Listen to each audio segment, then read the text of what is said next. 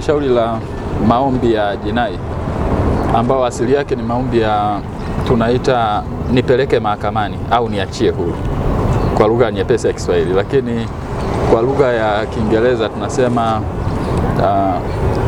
take me to court, na lugha ya Kilatini tunasema habeas corpus, kwamba tulikuwa tunaomba nafuu za kumtaka Patrobas Katambi ambaye alikuwa mlalamikiwa namba 1 kwenye shauri hili ambalo linawahusu wanafunzi wa vyuo vikuu ambao ni viongozi wa Chadema katika vyuo. Na katika shauri hili mlalamikaji wa kwanza ni Mwalwange, bwana Noah Mwalwange, ambaye yeye pamoja na wenzake watatu walikuwa wamemlalamikia Patrobas Katambi, wamelalamikia Inspector General of Police, manake mkuu wa jeshi la polisi nchini, IGP, RPC ambaye ni mkuu wa ni kamanda wa polisi mkoa wa Mbeya, mkuu wa upelelezi mkoa wa Mbeya RCO, lakini mkuu wa polisi wilaya Mbeya mjini, na walalamikiwa wengine wa mwisho wawili ni mkuu wa kituo cha polisi cha Kati Mbeya pamoja na mwanasheria mkuu wa mashtaka nchini. Na katika maombi haya yalikuwa nakuja leo, yalipangwa leo kuja kusikilizwa mbele ya Mheshimiwa Jaji Kalunde, lakini hayakuweza kusikilizwa kwa siku ya leo kwa sababu wale walalamikiwa wa 6 kati ya walalamikiwa 7 kwenye shauri hili ambao ni Patrobas Katambi hakuweza kufika siku ya leo, lakini pia IGP hadi mkuu wa kituo cha polisi cha Kati cha Mbeya nao wote hawakufika. Aliofika ni mwakilishi wa mkurugenzi wa mashtaka nchini DPP, na wakati amri zinatolewa mahakamani kuangalia kama shauri linaweza likaendelea kusikilizwa kwa siku ya leo au la, ikaonekana kwamba haliwezi kuendelea kwa sababu kwanza wakili wa serikali ambaye ni mwakilishi wa DPP, mkurugenzi wa mashtaka nchini, alikana kwamba yeye hawawakilishi washtakiwa walalamikiwa namba 2 mpaka namba 5 ambao ni idara za jeshi ya polisi, maafisa wa jeshi la polisi, kwamba alitaka, kwa maelezo yake wakili wa serikali anadai kwamba wao watakuja kujitetea wao wenyewe. Yeye anamwakilisha mkuu wa mashtaka nchini, mkurugenzi wa mashtaka nchini, lakini wakati huo Patrobas Katambi pamoja na kwamba alijulishwa kwamba kuna shauri linaendelea linalomhusu yeye, hakuweza kufika katika mahakama kuu ya Mbeya ambayo leo yalipangwa maombi ya kusikilizwa. Kwa mahakama imetoa maelekezo, imetoa amri ambazo kila mtu anapaswa kuzijua kwa sababu ni amri za mahakama, kwamba Patrobas Katambi, IGP, RPC, RCO,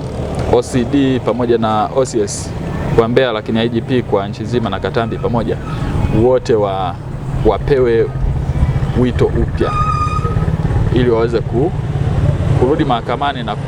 na kujibu malalamiko ambayo yameelekezwa kwao. Na kingine, amri ya mwisho ambayo ilitolewa ni kwamba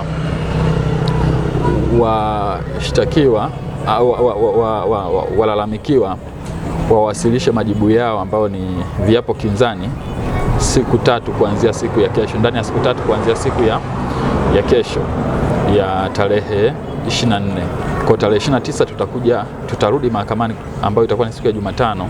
ijayo 29 mwezi wa 7 2026 kwa ajili ya kuendelea kusikilizwa. Tunasema hayo kwa sababu hili jambo lina maslahi kwa umma. Kila mtu anataka kujua hatima ya hawa vijana wako wapi. Wanafunzi wenzao wanataka kujua,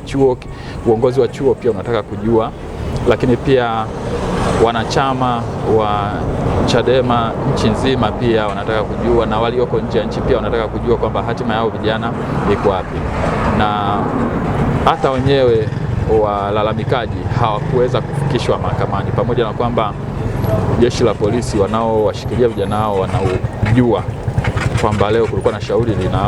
linawaruhusu, na hakuna namna nyingine ambayo wangeweza kufika pasipo kufikishwa wao na jeshi la la polisi. Kwa hiyo sisi tumepokea maelekezo ya mahakama kwa mikono miwili, na tunashukuru mahakama kwa hayo maelekezo iliyotoa, na tutakwenda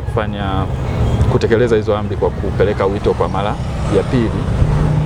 kama ilivyoelekeza, ili waweze kuja na amri zingine ziendelee kutekelezwa kama mahakama ilivyoagiza. Nini ambacho kilikwamisha kupata wito kwa mara ya kwanza? Wito ulipelekwa na dalali wa mahakama process server na viapo vilipandishwa, lakini ni busara ya mahakama imeona kuliko kuendelea kusikiliza ex parte, basi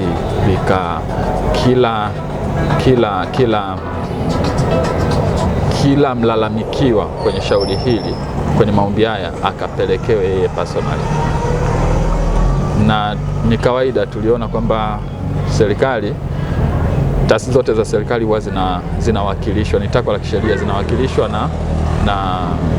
mawakili wa serikali, lakini tulichoshangaa leo ni kwamba wakili wa serikali amekataa kwamba hawawakilishi. Kwa hilo ni jambo ambalo limejitokeza leo mahakamani, kwa hatukulitegemea, isipokuwa tulitegemea labda hapa tu basi Katambi ndo awe na wakili wake binafsi, lakini halikuwa kama ambavyo tulikuwa tumelitarajia. Kwa sisi tutatekeleza amri ya mahakama kufanya reservice, kupeleka wito upya.